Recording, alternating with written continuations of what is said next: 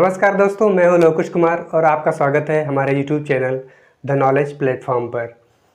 पिछले वीडियो में हमने बात की थी एसएससी जेई के एग्ज़ाम के इन्फॉर्मेशन के बारे में, एलिजिबिलिटी क्राइटेरिया, क्या क्या सिलेबस है, कैसे एग्ज़ाम का पैटर्न रहता है। तो वो हमने केवल एक इंडिकेटिव सिलेबस बताया था और आप अगर एसएससी का नोटिफिकेशन भी देखेंगे तो उसमें इंडिकेटिव सब्जेक्ट या इंडिकेटिव सिलेबस ही दिया रहेगा। मतलब एक इंडिकेशन आपको दे दिया गया कि फला फला चीज़ पूछी जाएगी, बट विस्तार तो उसके अंदर कुछ और ही होता है। तो आज हम एक पर्टिकुलर सब्जेक्ट की शुरुआत करेंगे जिसका नाम है फ्लूइड मैकेनिक्स। तो फ्लूइड मैकेनिक्स में सबसे पहले ये देख लेते हैं कौन कौन से चैप्टर्स इंक्लूड होंगे एसएससी जेई में जिनसे पूछा जाता है क्वेश्चंस। तो सबसे पहला चैप्टर देखते हैं। फ्लूइड मैकेनिक्स का पहला चैप्टर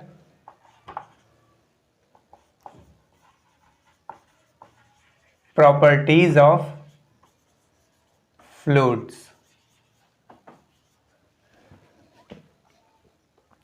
तरलों के गुण। दूसरा क्या है? फ्लूइड, या ये कह सकते हैं classification of fluid.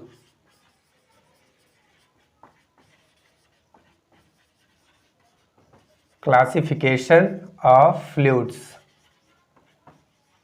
Third chapter जो आपका रहेगा वो रहेगा fluid pressure measurement. Next chapter की बात की जाए अगर तो ये रहेगा फ्लूइड स्टैटिक्स, जिसमें आप बायंसी के बारे में भी पढ़ेंगे। अगला देखा जाए तो फ्लूइड काइनेमेटिक्स। अगले चैप्टर की बात की जाए फ्लूइड डायनामिक्स। नेक्स्ट चैप्टर क्या है? Flow through pipe. और आठवां चैप्टर आपका flow through open channel. Flow through open channel.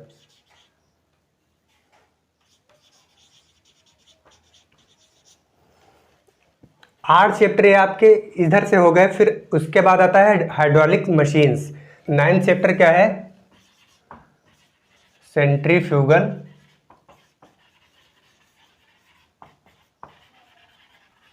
Pumps. और लास्ट चैप्टर आपका जो होगा वो हाइड्रोलिक टर्बाइंस। तो ये दो चैप्टर आपके हाइड्रोलिक मशीन से हो गए और इधर फ्लूइड मैकेनिक्स के ये चैप्टर हो गए। तो इन चैप्टर्स को हम बारी बारी से कवर करेंगे। तो हमने ये सब्जेक्ट ही क्यों उठाया है, मैंने पिछले वीडियो में बताया था कि 20 से 25 क्वेश्चंस जो होते हैं वो फ्लूइड मैकेनिक्स से ही आते हैं। तो इसको कवर करना आसान है, जल्दी कवर हो जाएगा, क्वेश्चन भी आप अटेम्प्ट कर सकते हैं। तो इसलिए हमने फ्लूइड मैकेनिक्स को पहले उठाया है। फ्लूइड मैकेनिक्स के बारे में आज हम पूरा डिटेल से चर्चा करेंगे। तो सबसे पहले बात कर ली जाए what is fluid mechanics. Fluid mechanics क्या है? डेफिनेशन की बात की जाए तो fluid mechanics is that science which deals with fluids, liquid plus gases, which deals with fluids in rest or in motion। मतलब कि फ्लूइड मैकेनिक्स में वो चीज़ पढ़ी जाएगी जो फ्लूइड में कौन कौन से आते हैं, लिक्विड और गैस, जो कि या तो फिर रेस्ट यानी विराम अवस्था में होंगे या फिर गतिमान अवस्था में होंगे। तो विराम अवस्था का उदाहरण क्या है? जैसे बायंसी आप पढ़ते हैं, हाँ, उसमें फ्लूइड स्टैटिक्स काम आता है। या फिर डैम जो बनाए जाते हैं उसमें फ्लूइड स्टैटिक्स का काम आता है। फ्लूइड इन मोशन में कौन कौन सकते हैं? यदि पाइप है, कोई चैनल है, इसमें फ्लो हो रहा है क्या, लिक्विड या फिर गैस, तो उनको क्या कहते हैं, मोशन के अंतर्गत आ जाएगा। अब इसके बाद बात आती है कि व्हाट इज फ्लूइड। फ्लूइड क्या होता है? तो फ्लूइड में जैसा कि हमने बताया, फ्लूइड मीन्स होता है तरल, और तरल में दो चीज़ें आती हैं। एक तो आता है लिक्विड, इसको हिंदी में आप लोग कहते हैं द्रव, और दूसरा आता है गैस, जिसको, तो लिक्विड और गैस ये आते हैं तरल के अंतर्गत। तो फ्लूइड क्या है? इनमें दोनों में कॉमन प्रॉपर्टी क्या है? ये दोनों क्या कर सकते हैं? फ्लो कर सकते हैं। दोनों क्या कर सकते हैं? फ्लो। तो फ्लूइड की डेफिनेशन ये निकल के आएगी कि फ्लूइड या तरल वे पदार्थ होते हैं जिनमें बहने का गुण होता है। Fluids are that substance which tends to flow. अच्छा, फ्लो करेंगे कैसे? फ्लो करेंगे या तो कोई फोर्स लग रहा होगा उस पर, या फिर हाइड्रोलिक ग्रेडियंट होगा। अभी घबराइएगा नहीं, हम हाइड्रोलिक ग्रेडियंट के बारे में पूरी चर्चा करेंगे। अभी थोड़ा सा यहाँ पे ऐसे ही बस डेफिनेशन समझाने के लिए दे रहे हैं। मतलब फ्लो कैसे होगा, या फिर कोई फोर्स करा रहा होगा फ्लो, या फिर हाइड्रोलिक ग्रेडियंट। हाइड्रोलिक ग्रेडियंट का मतलब ये होता है जैसे फोर्स के द्वारा पाइप में फ्लो हो रहा है पानी, तो उसमें फोर्स लगाया जा रहा है, तब वो फोर्स के द्वारा फ्लो हो रहा है। हाइड्रोलिक ग्रेडियंट मतलब अगर कोई चैनल या नाली बनी हुई है, तो उसमें जब पानी फ्लो होता है तो वो किस कारण होता है? हल्की सी ढाल दी जाती है नाली में, तो वही होता है हाइड्रोलिक ग्रेडियंट। मतलब कि या तो फिर फोर्स लग रहा होगा या फिर हाइड्रोलिक ग्रेडियंट, तभी क्या होंगे? फ्लो होगा। और फोर्स में क्या आता है? मेनली जो फ्लो का रीजन होता है वो होता है शियर फोर्स। शियर फोर्स मतलब अगर एक्चुअली इसकी डेफिनेशन निकाली जाए फ्लूइड की, तो fluid are that substance which tends to flow in presence of external force like shear force. Shear force जैसे बल के प्रभाव में जो फ्लूइड बहने का गुण रखते हैं, वो फ्लूइड, जो सब्सटेंस बहने का गुण रखते हैं वो फ्लूइड कहलाते हैं। तो ये डेफिनेशन आपकी हो गई फ्लूइड मैकेनिक्स की। Fluid mechanics that science which deals with fluids, liquid plus gas in rest और मोशन। फ्लूइड में कौन कौन से आते हैं? फ्लूइड में लिक्विड आता है और गैस आता है। और फ्लूइड की डेफिनेशन क्या होगी कि वे सब्सटेंस जो बहने का गुण रखते हैं किसके प्रभाव में? External force like shear force. Shear force जैसे बाह्य बलों के प्रभाव में बहने का गुण रखते हैं, वो क्या कहलाते हैं? फ्लूइड कहलाते हैं। तो यहाँ पे दो पॉइंट नोट करने वाले हैं। पहला पॉइंट क्या? Fluids are capable to flow. दूसरा पॉइंट क्या? The cause of flow is external force,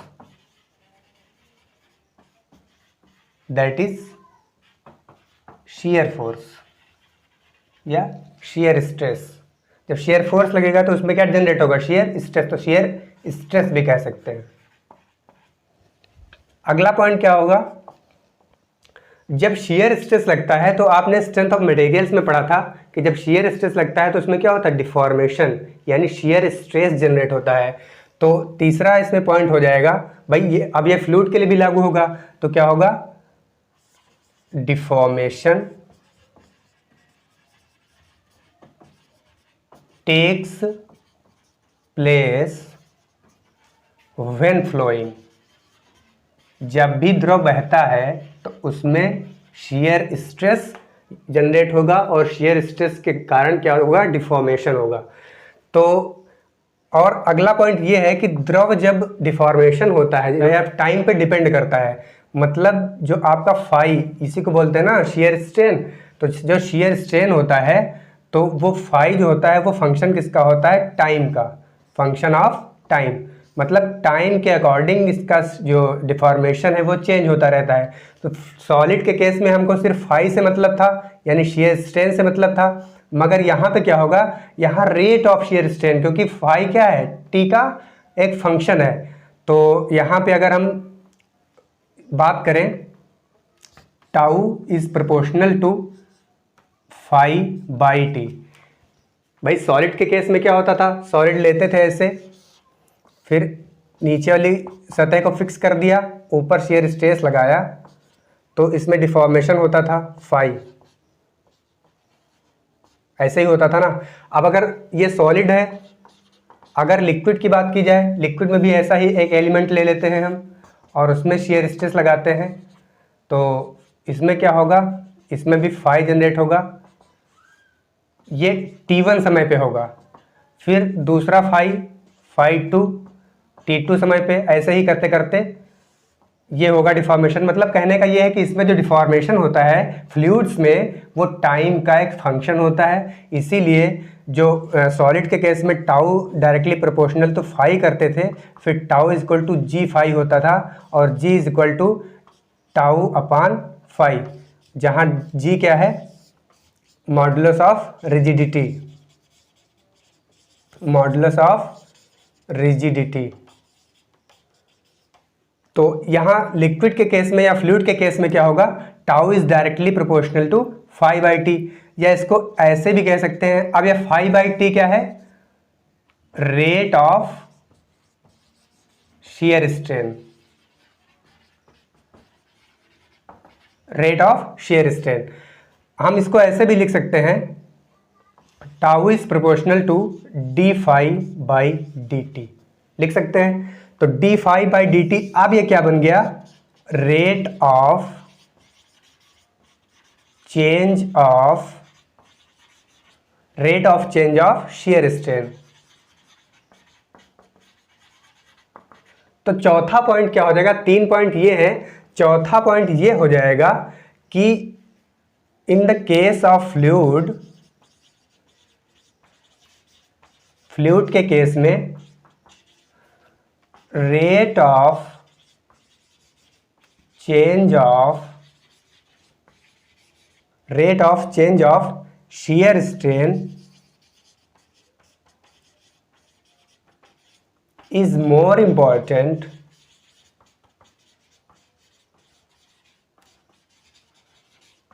than simple shear strain।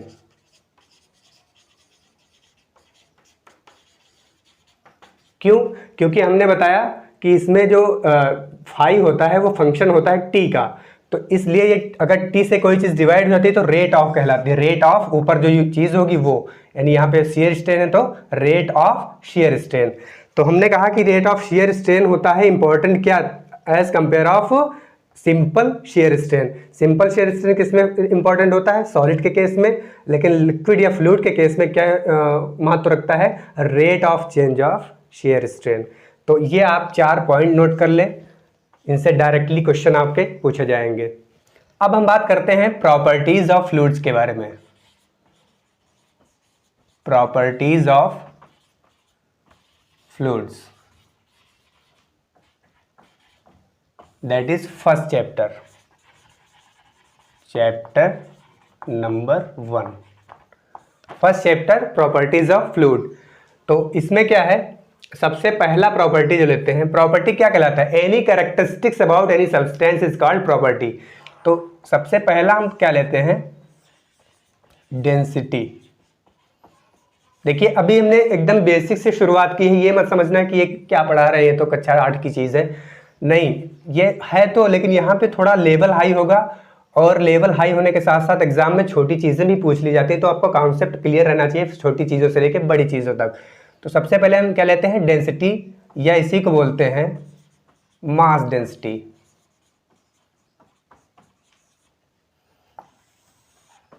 घनत्व या द्रव्यमान घनत्व। तो अगर हम इसके सेकंड वाले नाम से कोरिलेट करें चीज को, तो मास डेंसिटी मतलब इसमें क्या इंक्लूड होगा, मास इंक्लूड होगा। अब डेंसिटी निकालना किसके रेस्पेक्ट में रहता है, मास डेंसिटी में, वॉल्यूम के रेस्पेक्ट में। तो इसकी डेफिनेशन क्या बनेगी, mass per unit volume of any substance, any fluid mass per unit volume of any fluid at a specified temperature and pressure. इसमें नोट करने वाली चीज क्या है, स्पेसिफाइड टेम्परेचर एंड प्रेशर। ये क्यों, ये अभी आगे आपको पता चल जाएगा।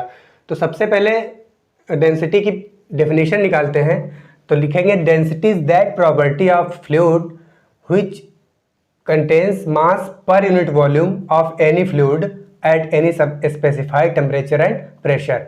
तो मास पर यूनिट वॉल्यूम, इसको रो से डिनोट करते हैं। डिनोट किससे करते हैं, रो से। तो रो इज इक्वल टू क्या हो जाएगा, मास पर यूनिट वॉल्यूम। ये क्या हो गया, मास, और ये क्या है, वॉल्यूम।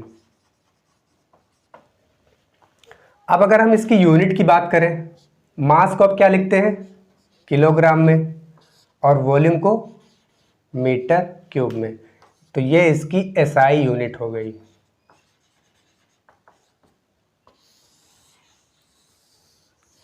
अगर इसके डायमेंशन की बात की जाए तो रो का डायमेंशन क्या होगा, किलोग्राम मतलब एम से लिखते हैं मास को, और मीटर क्यूब है तो L-3।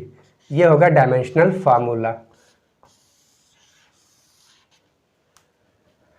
तो घनत्व क्या है, mass per unit volume of any fluid at a specified temperature and pressure is called density और mass density.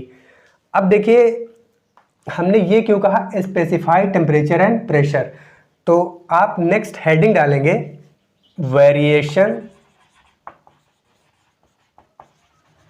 Of density with respect to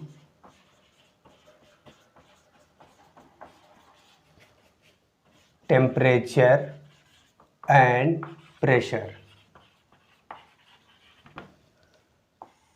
density में क्या वेरिएशन होगा with respect to temperature and pressure.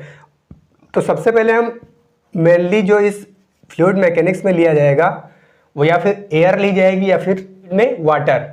तो अगर हम water की बात करें तो रो वाटर एट 4 डिग्री सेंटीग्रेड ये होता है 1000 किलोग्राम पर मीटर क्यूब, सभी जानते हैं। मगर डायरेक्टली आप ये जानते थे कि वाटर का जो घनत्व होता है वो 1000 किलोग्राम पर मीटर क्यूब होता है। मगर बहुत कम लोग ये जानते थे कि ये 4 डिग्री सेंटीग्रेड आखिर क्यों लिखा जाता है।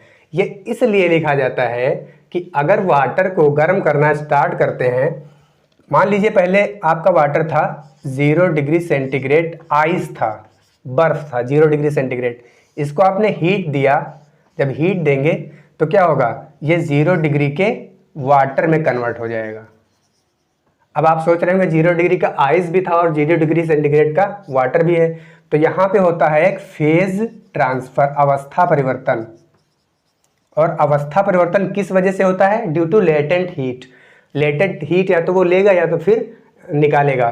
तो लेटेंट हीट यहाँ पे क्या किया है, लेटेंट हीट वो निकाल दिया है। जब लेटेंट हीट कोई चीज निकालता है तो उसका टेम्परेचर जो पहले होता है वो बाद में भी रहता है, लेकिन वहां पे क्या हो जाता है, फेज ट्रांसफर। ये हम आपको थर्मोडायनेमिक्स में पूरा डिटेल से बताएंगे। तो 0 डिग्री आइस को हमने गर्म किया, फेज ट्रांसफर हुआ, 0 डिग्री सेंटीग्रेड का वाटर बन गया।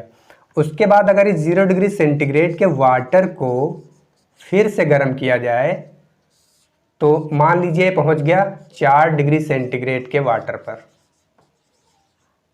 अब 4 डिग्री सेंटीग्रेड के वाटर को फिर से गर्म किया गया, और गर्म कहां तक किया गया, 20 डिग्री सेंटीग्रेड वाटर तक।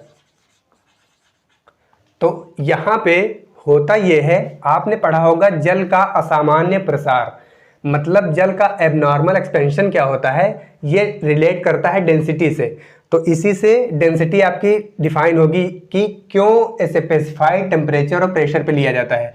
तो अगर इसका टेम्परेचर बढ़ाया गया तो क्या होगा, पहले आइस था, इसका रो कुछ कम होगा, फिर जब 0 डिग्री सेंटीग्रेड के वाटर में कन्वर्ट हुआ तो इसका घनत्व कुछ बढ़ जाएगा। फिर इस 0 डिग्री सेंटीग्रेड के वाटर को जब गर्म किया गया तो इसकी तुलना में जो ये 0 डिग्री सेंटीग्रेड का वाटर था, इसका रो इसकी तुलना में कुछ कम रहा होगा। जब हमने इसको 4 डिग्री सेंटीग्रेड पे गर्म किया तो ये बढ़ गया और यही होता है रो मैक्स। वाटर का रो मैक्सिमम कितने डिग्री पे होता है। अब इसके बाद अगर हम फिर से गर्म करें तो इसका जो डेंसिटी होगा 4 डिग्री सेंटीग्रेड का वो मैक्सिमम होता है, और इसके बाद जब हम गर्म कर देते हैं तो उसमें गिरावट फिर से शुरू हो जाती है। मतलब कि जो 4 डिग्री सेंटीग्रेड होता है वो वाटर का वो डेंसिटी मैक्सिमम रखता है, उसके ऊपर या नीचे डेंसिटी क्या होती है, कम। तो इसका अगर ग्राफ देखा जाए, टेम्परेचर और घनत्व, तो इसका ग्राफ कुछ ऐसे जाता है। मतलब यहाँ पे होता है जो वो रो मैक्स होता है at 4 degree Celsius. 4 degree Celsius पे रो मैक्सिमम, फिर उसके बाद घटने लगता है। और वैसे ही सेम पहले भी 4 डिग्री से कम 0 डिग्री तक की क्या होता है, कम होता जाता है। तो इस प्रकार आप देख सकते हैं जल का असामान्य प्रसार ऐसे होता है। तो इसीलिए कहा गया स्पेसिफाइड टेम्परेचर। भाई अगर ये निश्चित या किसी स्पेसिफाइड टेम्परेचर पे नहीं होगा तो उसकी घनत्व क्या होगा, फ्लक्चुएट करेगा, ऊपर नीचे या फिर वेरिएशन होगा। तो इसीलिए इस डेफिनेशन में ये चीज़ बोलना अति आवश्यक है। तो अगर आपको ऑब्जेक्टिव टाइप क्वेश्चन में दे दिया जाए कि mass per unit volume of any fluid at, ये दे दिया जाए आपको ऑप्शन में, तो ऑप्शन आप टिक करके सही कर सकते हैं। तो अब यहाँ हमने देखा कि वाटर का 4 डिग्री सेंटीग्रेड पे 1000 किलोग्राम पर मीटर क्यूब डेंसिटी है। अब अगर टेम्परेचर इसका 20 डिग्री कर दिया जाए, रो वाटर एट 20 डिग्री सेंटीग्रेड, तो यहाँ पे आप देखते हैं इसका हो जाता है 998 किलोग्राम पर मीटर क्यूब। तो आपने देखा कि यहाँ पे 1000 था, यहाँ पे 998, मतलब चेंज हो गया, यहाँ डेंसिटी कम हो गई। तो इसका मतलब ये हुआ डेंसिटी जब कम हुई, टेम्परेचर बढ़ा। तो हम फाइनल रूप से ये कह सकते हैं, इन शॉर्ट में क्या कह सकते हैं कि अगर रो टेम्परेचर बढ़ाया जाएगा तो वॉल्यूम क्या होगा, बढ़ेगा। टेम्परेचर बढ़ाएंगे तो टेम्परेचर क्या होगा, इंक्रीज होगा, और वॉल्यूम क्या होगा, इंक्रीज होगा। जब वॉल्यूम इंक्रीज होगा तो डेंसिटी क्या होगी, कम हो जाएगी। अगर कोई चीज़ का वॉल्यूम बढ़ जाता है, यहाँ से देखिए आप, डेंसिटी का फॉर्मूला हमने क्या निकाला, m/v, मीन्स अगर मास वही कांस्टेंट रखा जाए तो रो किसके प्रोपोर्शनल, इम प्रोपोर्शनल होता है v के। मतलब अगर वॉल्यूम बढ़ेगा तो डेंसिटी घटेगी, वॉल्यूम बढ़ गया तो डेंसिटी घट गई। अब यही अगर लिक्विड की बात की जाए प्रेशर के रेस्पेक्ट में, तो प्रेशर के रेस्पेक्ट में नॉट पॉसिबल, प्रेशर के रेस्पेक्ट में नॉट पॉसिबल। क्यों? क्योंकि प्रेशर अगर बढ़ाते हैं तो चेंजेस लिक्विड में कितना आता है या वाटर में कितना आता है, 0.5% का चेंज आता है, जो कि बहुत ही नेग्लिजिबल है। इसीलिए आइडियल फ्लूइड जो होते हैं वो इनकम्प्रेसिबल कहलाते हैं, या फिर वाटर को अगर आइडियल फ्लूइड मान लिया जाए तो ये क्या है, एक इनकम्प्रेसिबल है। तो इसका वेरिएशन आप प्रेशर पे भी देख सकते हैं। अच्छा, अब इसी को अगर देख लिया जाए गैसेस में, अगर गैस की बात करें तो गैस में रो जो होता है वो टेम्परेचर और प्रेशर पे निर्भर करता है। अगर टेम्परेचर को बढ़ाया जाएगा, टेम्परेचर को इंक्रीज किया जाएगा, तो वॉल्यूम गैस का क्या होगा, इंक्रीज करेगा और रो घट जाएगा। प्रेशर की बात की जाए, अगर प्रेशर बढ़ाया गया, प्रेशर बढ़ाने पे वॉल्यूम क्या होगा, कम होगा। अगर वॉल्यूम कम हो गया तो डेंसिटी क्या हो जाएगी, इंक्रीज कर जाएगी। तो ये होता है गैस के केस में। तो ये देखिए आप, प्रेशर पे भी डिपेंड कर रहा है, इसीलिए ये वर्ड बोला गया स्पेसिफाइड टेम्परेचर एंड प्रेशर। तो मैं आपको बता दूं कि मैं जो भी थोड़ा सा टॉपिक हो जाता है, बोर्ड फिल हो जाता है पूरा, तो मैं उसके बाद एक डायरेक्टली आता हूँ क्लीन बोर्ड के साथ। तो क्लीन बोर्ड के साथ आने से पहले आप वीडियो को पॉज करके स्क्रीनशॉट ले सकते हैं, या फिर पॉज करके चीज़ों को नोट डाउन कर सकते हैं, उसके बाद आप आगे बढ़ सकते हैं। Rho water at 20 degree centigrade is equal to 998 kilogram पर मीटर क्यूब। अब इसमें एक चीज़ और, टेम्परेचर तो हमने दे दिया लेकिन प्रेशर नहीं दिया। ये प्रेशर होता है 1 एटमॉस्फेरिक प्रेशर, यानी एटमॉस्फेयर का आपका जो प्रेशर होता है उसी प्रेशर पे ये डेंसिटी मेजर की गई है। यहाँ पे भी 1 एटमॉस्फेरिक प्रेशर पे ही है। अगर हम प्रेशर बढ़ा दें, टेम्परेचर ना बढ़ा के प्रेशर बढ़ा दें, हम कर दें 100 एटीएम मीन्स 100 एटमॉस्फेरिक प्रेशर, तो ये आपका वाटर का रो जो हो जाता है, डेंसिटी हो जाता है एट 20 डिग्री सेंटीग्रेड, ये कितना हो जाता है 1003 किलोग्राम पर मीटर क्यूब है, 1003 किलोग्राम पर मीटर क्यूब। तो अगर हम यहाँ पे एक चीज़ ये देखें कि इसमें और इसमें चेंज कितना हुआ, तो चेंज हुआ 0.5% का। भाई इधर 98, इधर 1003, तो 0.5% का चेंज हुआ। अब चूंकि ये चेंज क्या है, नेग्लिजिबल है, बहुत ही कम है, इसीलिए फ्लूइड या लिक्विड जो होते हैं या आइडियल फ्लूइड जो होते हैं, आइडियल फ्लूइड वो क्या माने जाते हैं, इनकम्प्रेसिबल। तो ये पॉइंट आप याद रखिएगा, आइडियल फ्लूइड्स आर इनकम्प्रेसिबल। अब एक चीज़ आपने सुनी होगी एसटीपी और एनटीपी। एसटीपी क्या है, देखिए बताता हूं मैं। STP, STP stands for standard temperature and pressure. दूसरी चीज NTP means normal temperature and pressure. एक होता है एसटीपी और दूसरा होता है एनटीपी। तो STP standard temperature pressure and NTP normal temperature pressure. तो एसटीपी क्या होगा, एसटीपी पे टेम्परेचर, प्रेशर एंड वॉल्यूम कितना होगा।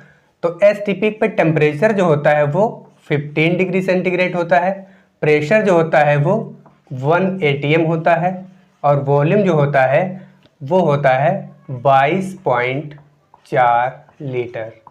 तो ये आप डायरेक्ट यूज़ करेंगे अपने न्यूमेरिकल सॉल्व करने में। तो और एनटीपी पे क्या होता है, टेम्परेचर जो होता है वो 0 डिग्री सेंटीग्रेड या फिर कह सकते हैं 273 केल्विन, और प्रेशर कितना, प्रेशर उतना ही रहता है 1 एटीएम,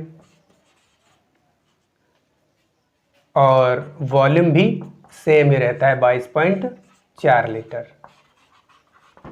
तो इन न्यूमेरिकल को सॉल्व करने में जो रो एयर लिया जाता है वो लिया जाता है 1.23 किलोग्राम पर मीटर क्यूब।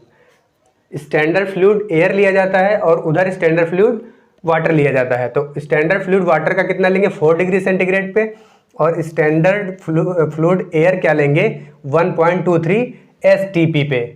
एसटीपी पे लिया जाएगा 1.23 किलोग्राम पर मीटर क्यूब। तो ये चीज़, दो चीज़ नोट कर लीजिए, एक तो रो एयर बराबर 1.23 और रो वाटर कितना लिया जाएगा 1000 किलोग्राम पर मीटर क्यूब। ये आपको गणना करने में इन दोनों चीज़ का यूज़ करना है। तो ये भी क्वेश्चन आ जाता है कि एसटीपी पर टेम्परेचर क्या होता है, तो आप बता सकते हैं 15 डिग्री सेंटीग्रेड। अगर केल्विन ने पूछे तो 273 में 15 आप ऐड करके ये बता सकते हैं। टेम्परेचर कितना होता है 1 एटमॉस्फेरिक प्रेशर। अब 1 एटीएम में बार बार लिख रहा हूँ, इसका वैल्यू देखिए होता क्या है एक्चुअली। 1 एटीएम इक्वल टू होता है 101.325 किलो पास्कल। पास्कल क्या, प्रेशर की यूनिट है, तो किलो पास्कल में हो गया 101.325 किलो पास्कल होता है वैल्यू 1 एटीएम का। ये भी आप डायरेक्ट याद रखिए, ये पूछा जाएगा आपको, डायरेक्ट ऑप्शनल क्वेश्चन में पूछ लिया जाता है। तो ये तो रही बात डेंसिटी के बारे में। अब हम अगला प्रॉपर्टी देखते हैं, स्पेसिफिक वेट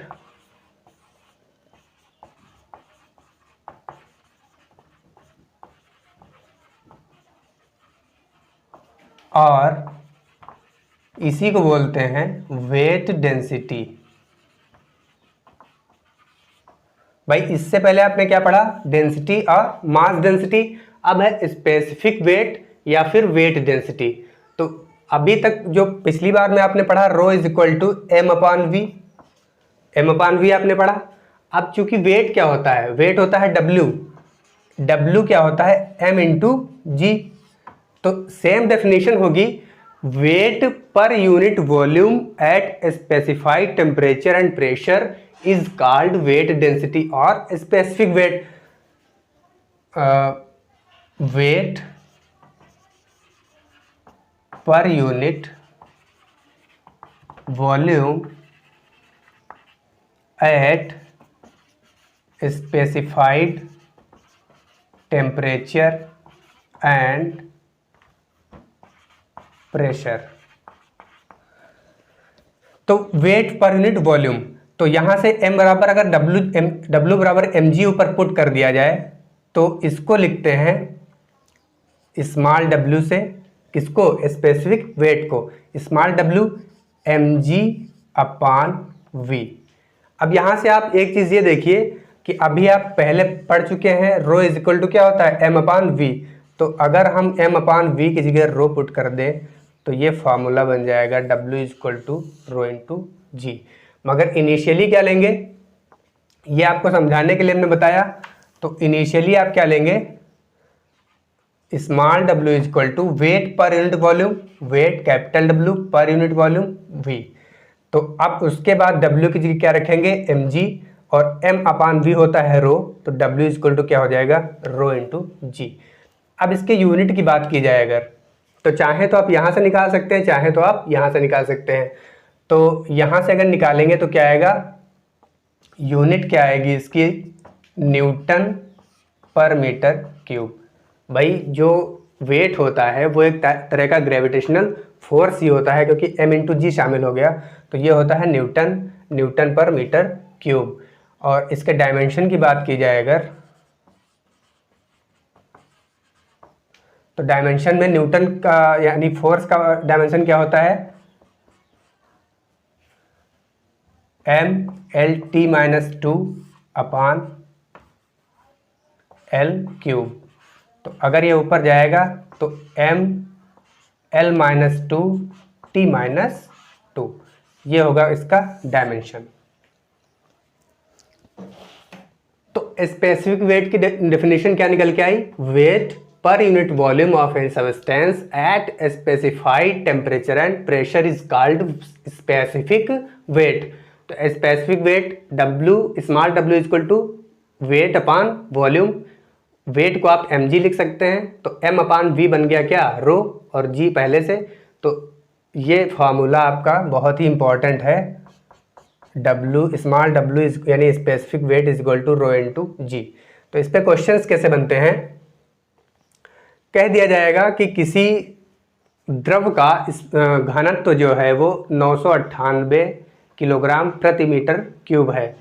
तो आपको निकालना है इसका स्पेसिफिक वेट, और आपको अगर दे दिया जाएगा क्वेश्चंस में जी का मान तो ठीक है, अगर ना दिया जाए तो आप 9.81 यूज़ करेंगे। तो देखते हैं, ऐसा ही एक न्यूमेरिकल दे दिया गया आपको कि किसी फ्लूइड का डेंसिटी जो है 998 किलोग्राम पर मीटर क्यूब है, और आपको निकालना है उसका स्पेसिफिक वेट। तो स्पेसिफिक वेट का formula W is equal to rho into G. Rho का मान रख दीजिए 998 इंटू 9.81। तो यहाँ से इसको मल्टीप्लाई करके आप आंसर निकाल सकते हैं। या आपको ऐसे दे दिया जाए, कोई भी डाटा ना दिया जाए, आपसे स्पेसिफिक वेट पूछ लिया जाए तो क्या करेंगे, जैसे कह दिया जाए कि STP पर एयर का स्पेसिफिक वेट निकालिए। तो STP आपने पढ़ा है, STP क्या होता है, STP पे एयर का घनत्व कितना है, rho air is equal to 1.23 kilogram पर मीटर क्यूब, ये रो होता है। अब G का मान क्या पुट करेंगे, 9.81, क्योंकि क्वेश्चन में दिया हुआ नहीं है। तो specific weight is equal to rho into g, multiply करिए 1.23 इंटू 9.81, तो 11 पॉइंट समथिंग करके आंसर आपका आएगा स्पेसिफिक वेट का। इसका स्पेसिफिक वेट का न्यूटन पर मीटर क्यूब में आपका आंसर आ जाएगा। अगर यही पूछ लिया जाए एसटीपी पर वाटर का स्पेसिफिक वेट ज्ञात कीजिए, तो रो वाटर क्या होता है एट एसटीपी 1000 किलोग्राम पर मीटर क्यूब। तो और जी का मान 9.81 पुट करेंगे, तो specific weight is equal to rho into G. Rho का मान 1000 गुणे 9.81, तो कितना आ जाएगा 9810 न्यूटन पर मीटर क्यूब। तो ये आपका रो वाटर हो गया, sorry specific weight of water हो गया। तो इस प्रकार से आप इन क्वेश्चंस को सॉल्व कर सकते हैं। तो दो प्रॉपर्टी हो गई, कौन कौन सी, मास डेंसिटी और वेट डेंसिटी। अब बात करते हैं स्पेसिफिक वॉल्यूम की। तीसरी प्रॉपर्टी क्या है, स्पेसिफिक वॉल्यूम।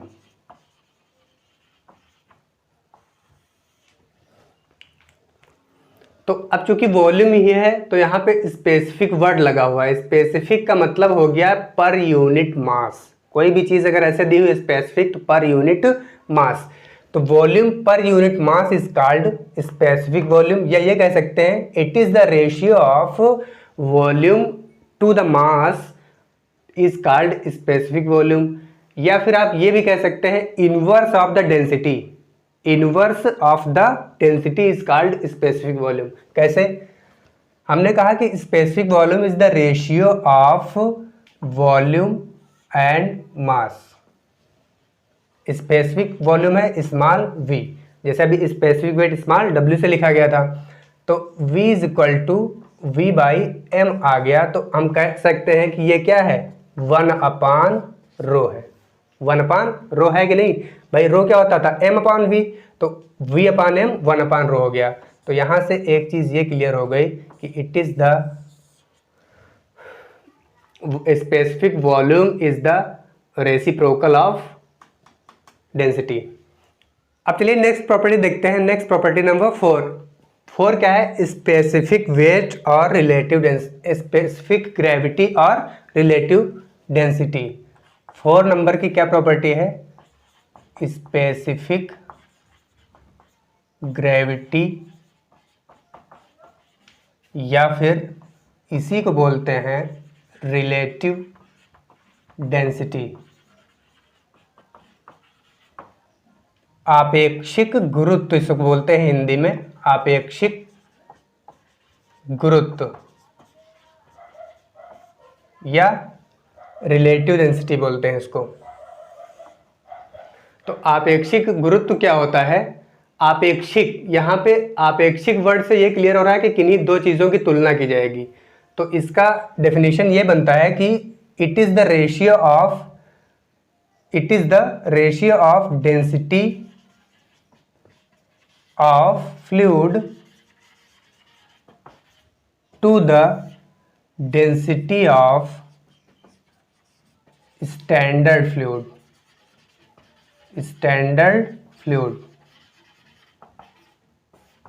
ये क्या कहलाता है, स्पेसिफिक ग्रेविटी S।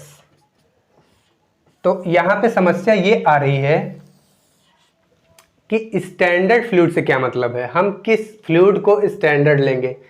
तो स्टैंडर्ड फ्लूइड क्या होंगे,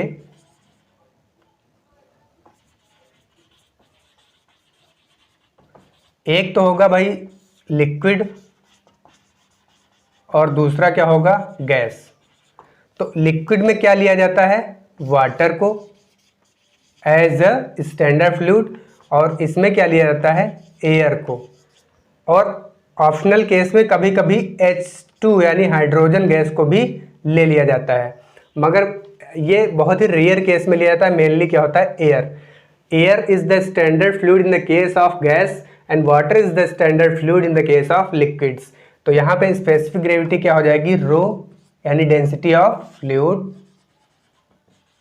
to the density of standard fluid. ये आपका निकल के आ गया स्पेसिफिक ग्रेविटी या फिर रिलेटिव डेंसिटी। अब यहाँ पे एक इस फॉर्मूले को दूसरे रूप में भी लिख सकते हैं। कैसे? देखिए, रो फ्लूइड अपान रो स्टैंडर्ड फ्लूइड। अगर ऊपर जी से मल्टीप्लाई, नीचे भी जी से मल्टीप्लाई कर दिया जाए तो रो इंटू जी क्या बन जाता है? रो इंटू जी बन जाता है स्पेसिफिक वेट। भाई अभी हमने पढ़ा specific weight is equal to rho into G. तो स्पेसिफिक वेट ऑफ किसका? फ्लूइड का। Specific weight of fluid upon ये भी क्या बन जाएगा? Specific weight of standard fluid. ये एक दूसरा फार्मूला, मतलब एक जिसका आप निकाल लेंगे, जिस लिक्विड का या जिस फ्लूइड का, उसका स्पेसिफिक वेट, और जो स्टैंडर्ड है उसका स्पेसिफिक वेट। तो ये दूसरा फार्मूला भी आप यूज कर सकते हैं। इसी फार्मूले का मेन यूज होता है। ये तो इनडायरेक्टली, ये इनडायरेक्टली फार्मूला, ये तो डायरेक्टली सभी लोग जानते हैं। तो मैक्सिमम क्वेश्चन बनते हैं इस वाले फार्मूले पे। कैसे? देखिएगा, यूनिट की बात करें तो यूनिट क्या होगी भाई? ये भी रो, ये भी रो, दो रो का कंपेरिजन या रेशियो है, तो ये क्या होता है? हमेशा यूनिट लेस। मीन्स ऑप्शन में अगर किसी क्वेश्चन को पूछ लिया और उसमें स्पेसिफिक ग्रेविटी निकालने की बात की गई है, तो उसमें ऑप्शन अगर दे दिए गए और ऑप्शन के आगे कोई यूनिट लिख दिया गया तो वो ऑप्शन कतई सही नहीं हो सकते, क्योंकि ये स्पेसिफिक ग्रेविटी क्या है? Unit less. जिसमें आप ऑप्शन में देखेंगे कि यूनिट नहीं है, वो ऑप्शन सही होगा। मतलब स्पेसिफिक ग्रेविटी आपकी यूनिट लेस होती है। तो दे दिया गया SHG इज इक्वल टू 13.6 और आपसे कहा गया कि स्पेसिफिक वेट आपको निकालना है। तो इस फार्मूले को देखिए, W फ्लूइड यानी specific weight of fluid upon specific weight of standard fluid.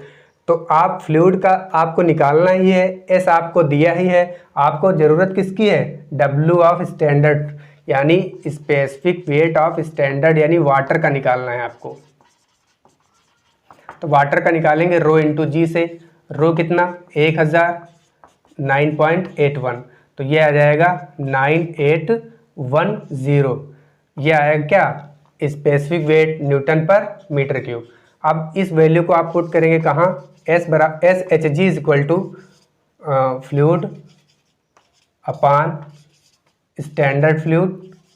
तो W फ्लूइड क्या हो जाएगा? आपको निकालना है, तो WHG इधर ले आएंगे, तो इन दोनों का क्या हो जाएगा? Multiply. SHG 13.6 into weight of यानी स्टैंडर्ड फ्लूइड क्या हो जाएगा? अभी आपने निकाला 9810 न्यूटन पर मीटर क्यूब। तो यहाँ से आपका आंसर आ जाएगा। अगर एक क्वेश्चन सॉल्व कराया जाए आपसे, क्वेश्चन क्या है? If 5 meter cube of a certain oil weighs 40 kilonewton, then find